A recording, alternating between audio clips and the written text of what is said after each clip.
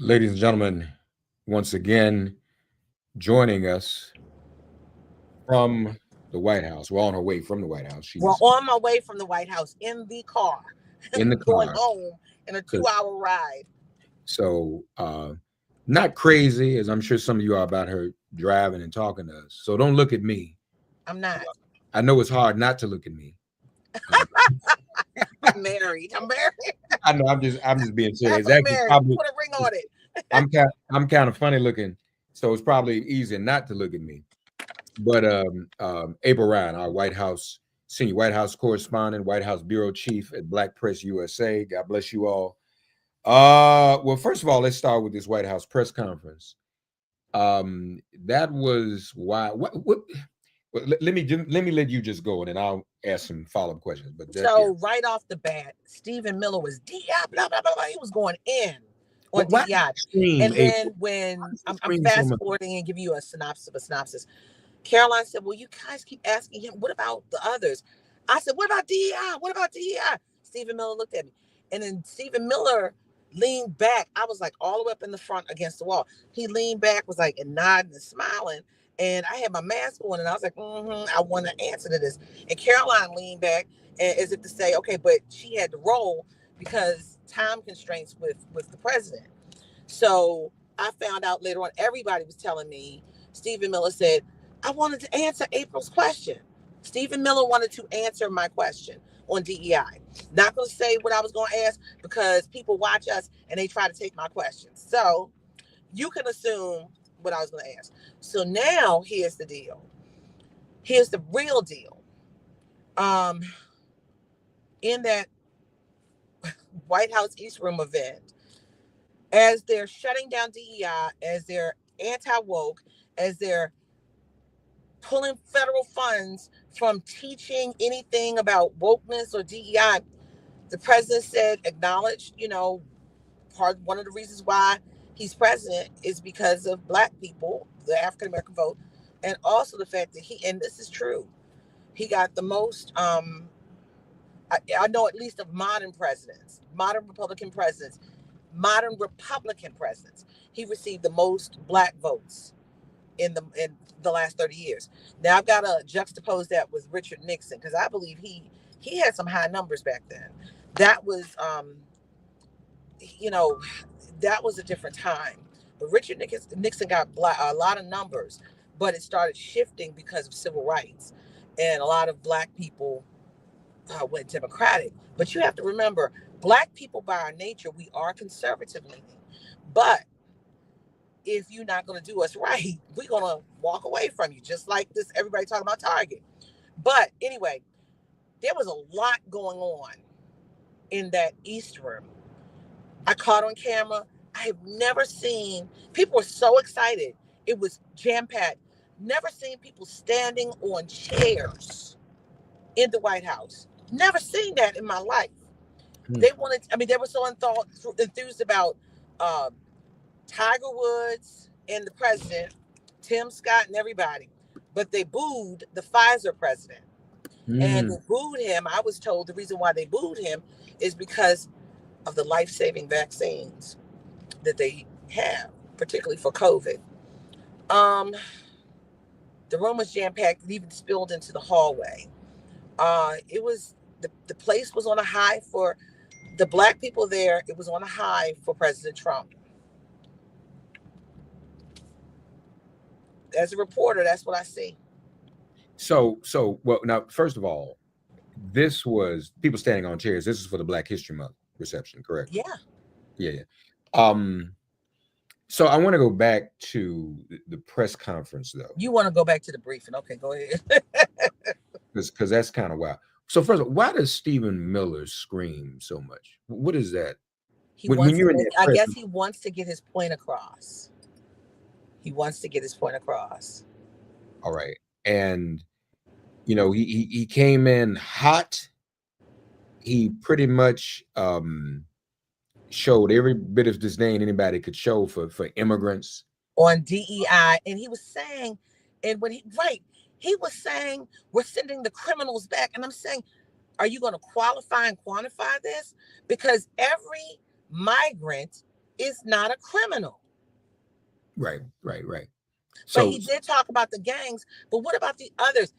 It's just not gangs that are being sent back. It's just not gang members that are being sent back home. and do we really even know, April, for certain is that these are actually gang members to begin with? We don't know that, do we? No. I mean, there's no proof of that. Uh, uh, um, and I said this the other day, and let me just throw this out to you. What incentive would gang members have to come here in the first place? Because a lot of these countries, gangs are running the show. So if I'm doing well in Colombia or the DR, running on Honduras, running a gang, making money, why would I come here to work in a hotel? Does that make you understand what I'm saying? So that's why I'm wondering whether these people but people come here. Let's explain migration to this nation in for some people in this modern time, not back when they saw Lady Liberty or slavery, because this nation, and Barack Obama said it right, migrants and slaves. Let's say that. Migrants and slaves. So here's the thing. When people leave a country and they seek asylum, let's say Haiti, for instance, Haitians are leaving, and in this country, there are you seek political asylum because of unrest in the country, political unrest. Haiti is always different, but Haiti has not had a democratic election. The president was assassinated. They've had earthquakes, and gangs are running the country. You have to file for asylum in the country, which I don't understand how you're going to do it, really, with people scared to even go anywhere. How are you going to do that and to get here? So you try to come for safety and for a better life. Haiti is the poorest country in the Western Hemisphere. I've been there, and you've been there too. I've seen poverty. It's literally on the same island as the DR, but it's on the other side. The twain shall never meet. Okay. Right. So here's the thing. In that poverty, I saw beauty. I'm gonna tell you how impoverished it was when I was there. I went there with Condi Rice. We went under UN. We were UN security. The UN blue helmets were protecting us, and she was talking about democracy. And we were there, and when we walked through the streets, I saw like a piece of wood that you would buy from Lowe's, not Home Depot, but from Lowe's. And I saw a piece of wood, and it was like it was a plank, and it was slanted across the curb over top of a gutter that had all this dirty water running underneath, and they were selling meat. I said, Lord, thank you. You just thank God for the things that you have. The creature comforts that we have that we take for granted. Right. I saw them selling tires on the side of the road, cut up tires for shoes with straps on it. Yeah. So, but again, but a lot of people, as we said, who are coming are escaping gang violence. That's right, escaping gang violence and trying to have a better life. But that means they're not the gangs. That's why when he keeps saying gangs, no, these are actually people. Right, and you cannot qualify everybody as a gang member. You cannot. It just everyone is not. You cannot do a broad brush. So that's what I learned in my HBCU and in my Catholic school that I attended. You don't do a broad brush approach. So I don't know. So now, a lot of the migrants are losing that protective status to come here. So that's the issue. That's the issue before us. Hold on. Not only migrants are losing protective status. Do you realize I'm doing a lot of interviews with people so I can do these stories for Black Press USA. Do you realize people who are transgender, who've actually identified as another sex, they were born one sex and identify as another, they're not giving them their passports now. I just found that out. There's a lot that's shutting down, and it's just starting to trickle out. Right. So let me do this. I think I got a clip of Miller. Let me try to share this with everybody, and then we're gonna. Yes, please, because that was a strong clip. I hopefully I had the right one. If not, you'll tell me. But the thing is, folks, Yeah. This is um, uh, this is really something else. So here's Stephen Miller today at the White House press briefing. He has renamed the Gulf of Mexico, as you all know. He has renamed the Gulf of Mexico to its correct and proper name, the Gulf of America. He has renamed Mount Denali into Mount McKinley, part of a historic effort to restore patriotism and national pride all across. So he was touting that as if that was such a big deal that he's renamed all these things. I mean, that's. But wait a minute. But that's one of the reasons why. Well, that is the reason why AP was kicked off the plane to go to Mar-a-Lago. That's the reason why they weren't allowed in certain events. But I think they did let their photographer in today. So the photographer did get in today for today's event for the Black History Month thing. Yeah. So now moving on. I was going to stay on the briefing for a few more moments. Big conversation about Ukraine. What was your take on that? Peter Ducey from Fox asked a brilliant question. He said, who's at fault? Is it Putin or Zelensky? And they wouldn't say. But what we do know historically and what we've seen in the news is that Putin wants certain parts of Ukraine, and they just moved in. This has been the longest where we have thought that, well, what we've thought about Russia and its military power has been proved wrong, because they're still fighting this thing. This thing is still, they're still trying to figure it out. Russia didn't win this. Do you understand what I'm saying? Russia didn't win this militarily. So they don't have, that was exposed. But in the briefing today, they would not say who was at fault. And if by what we know in history, and if I hit you, I started the fight. If I hit you and I took your lunch, I started fight. If I hit you, took your lunch and said, I'm taking your house with the swimming pool and the land, and you're not gonna say nothing about it. And if you do, I'm gonna come get my brother over here to beat you up. Yeah. I started the fight. It's just that simple. And we've seen this before, guys. So I think I have that clip, folks. So this is the Ducey question, and this is not the first time we've heard this response, but it was on the record from the White House briefing room today. So here's Ducey asking the question. Who does he think is more responsible for the Russian invasion of Ukraine, Putin or Zelensky? Well, look, his goal, Peter, is to bring this war to an end, period. And there has been ongoing fighting on both sides. It is World War I style trench warfare.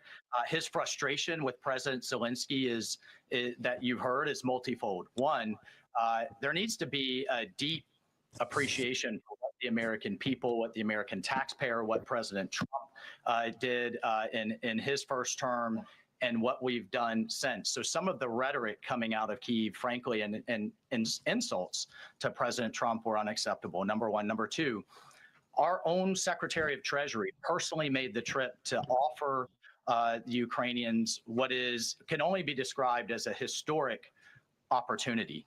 That is for America to co-invest with Ukraine in their. Who does he?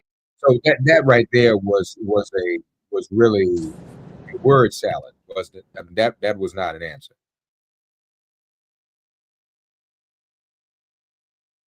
We may have lost April. She's in the car. Well, you all heard it, and we'll see if April is able to rejoin. There we go. So April, that wasn't a real answer. That was a word salad. Nope. Okay. Can you hear me? I can hear you now. There I got you now. So that was not a real answer. That was a word salad. Yeah, and but there's several things that I pulled out of it. One, he would not. First of all, Peter Ducey said, "Who's responsible for the Russian invasion?" The answer was right there. Okay, who's responsible for the Russian invasion?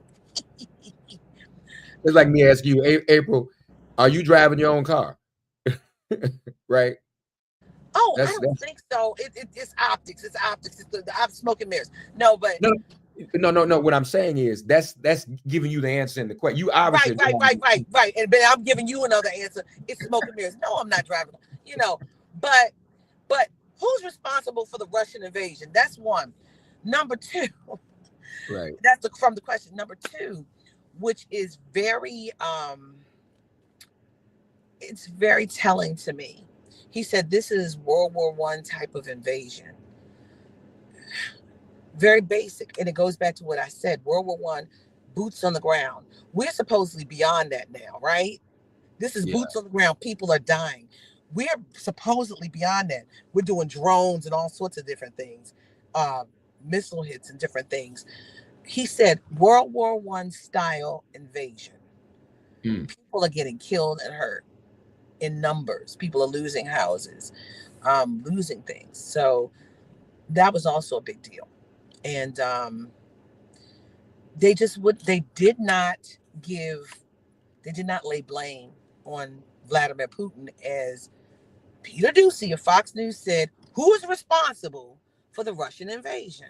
Mm-hmm. And I even told him, that's Peter, you asked a good question. I clapped. And he's like, thank you, April. I said, So again, just to recap before we leave the briefing, you had your hand up. They didn't call on you, but and you I got screamed out, indication. for DEI. But you did get an indication that what did she say? She said he wanted to call on me, but everybody knew, because I went back there. I said, I want to talk to Stephen Miller. And they said he wanted to talk to you, but for the sake of time. Now, Caroline Leavitt wanted to deal with the president. Her mother also came in today on the side. Mother proud of her daughter, and that part. Okay, so then we moved to the East Room. We could all see how jam-packed it was. Oh my God. But that fundamentally was just a name dropping session. He just went in and started dropping a bunch of names.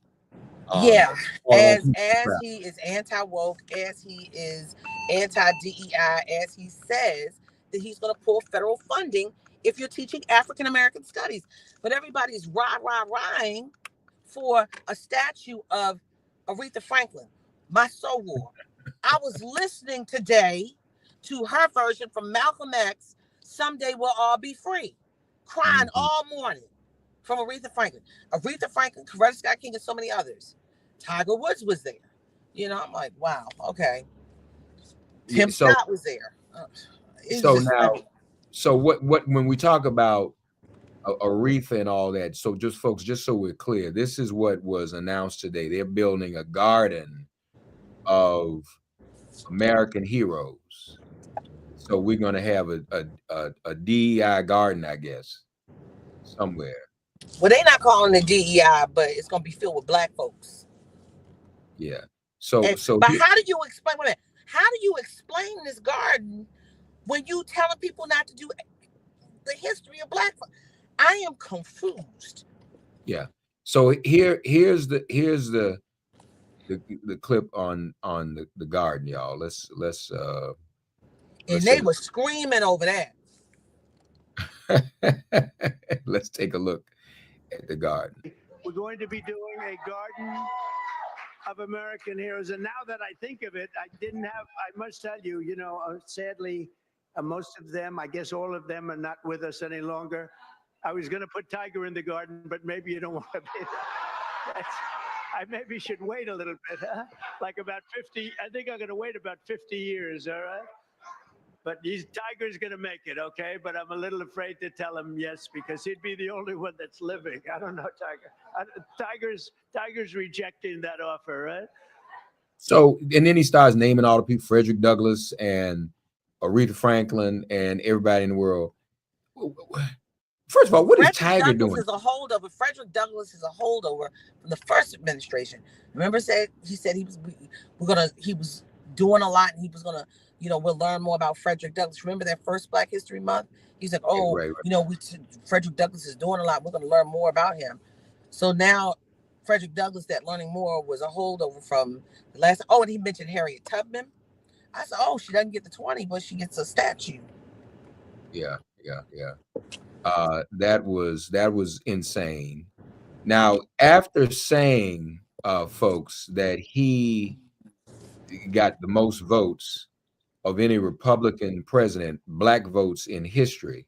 Let me just say this, and you mentioned this, April, in terms of Nixon. So the deal with Nixon was, Nixon may have gotten that, who knows, but fewer people voted in 1968, 1972. More people are voting now. So but he's talking the percentage, I guess, or maybe, I don't know. Go ahead. No, he didn't say percentage. He said numbers. Yeah. He actually said he actually said numbers. Let me do this. I want to switch screens because I think I have the longer version of the clip. I think this is I think this is it. Let's give this a try. We received, listen to this, more votes from Black Americans than any Republican president ever. Not even close. Almost 40% of the vote. Now, I won't be happy the next time. Should I run again? You tell me. There's your controversy right there. There's your controversy.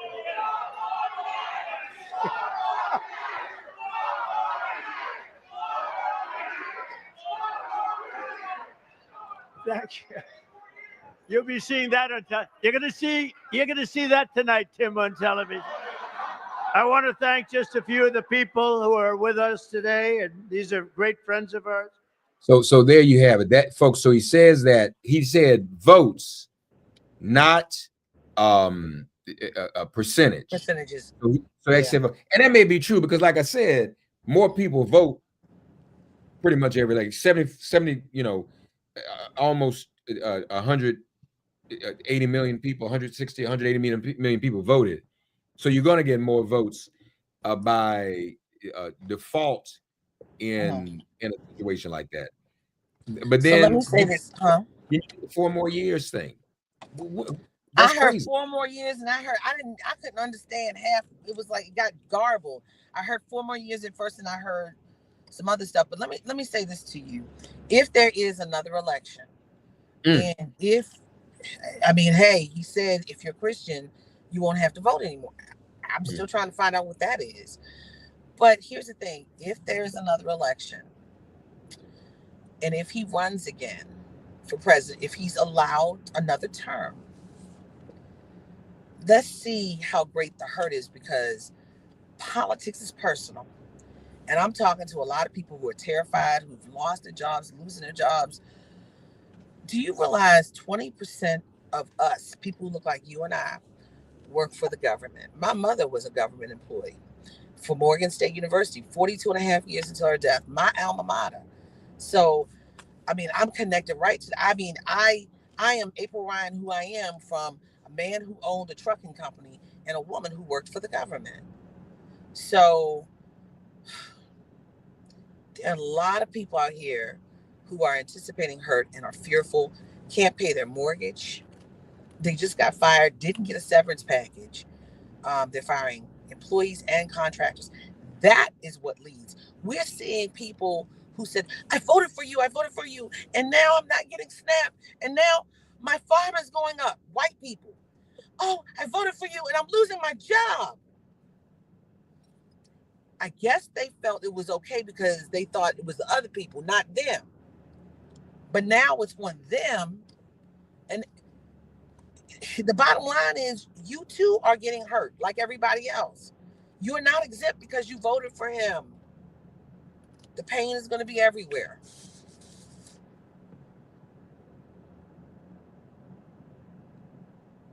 I don't know why I lost you. I can't hear you, Mark. Sorry, that's my fault. Lastly, what was Tiger? Well, I can't ask you about Tiger, but describe for us the. I didn't even see him. I was all the way in the back. People were standing up on the chairs. I'm vertically challenged. I just had my phone up so people could see. I didn't even see Trump, but I was there listening. But I had on my comfortable shoes. 2 people were upset. We stayed outside for an hour waiting to go in. But go ahead. So it looks like they bought Tiger's presence with saying, giving him the Presidential Medal of Freedom. I couldn't tell whether Tiger really wanted to be there, but they kind of said, you come here, we're going to give you the Presidential Medal of Freedom. And he only mentioned it once, which shows the lack of importance. He didn't present it to him like they normally do in the ceremony.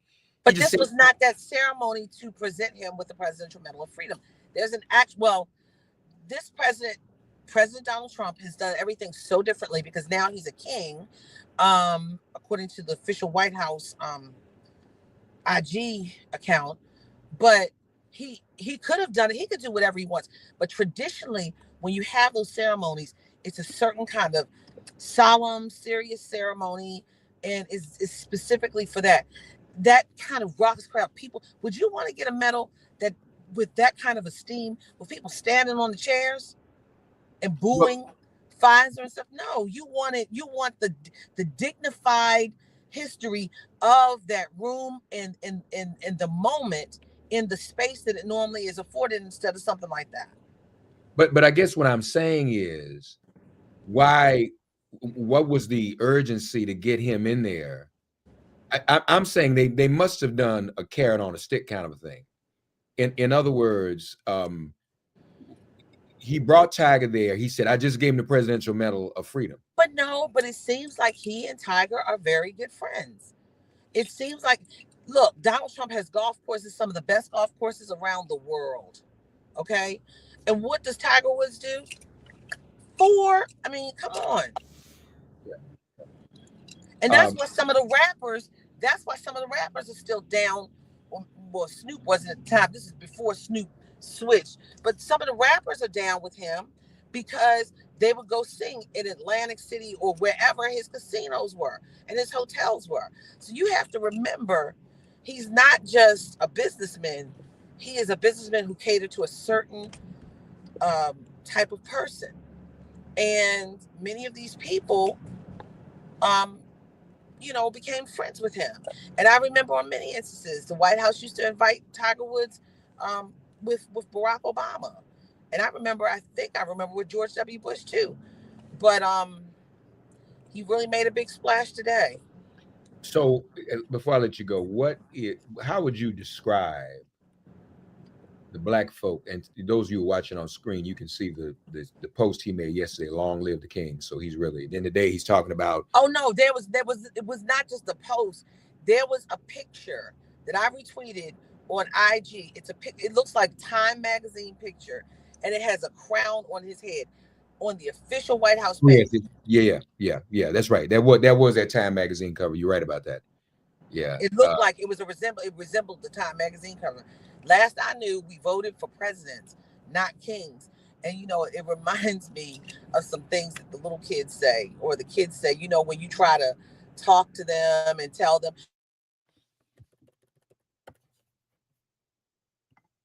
you're not the boss of me. And can you hear me? I'm sorry. Yeah, I got you back. You good. I got you. You. You know how when the little kids say, you're not the boss of me, you're not the boss of me. There's some people saying, you're not the king of me, you're not the king of me. Right. April's on the road, folks, so she's kind of going in and out on us. We'll give her a second and see if she comes back. I actually didn't. I saw the Truth Social post. I actually did not see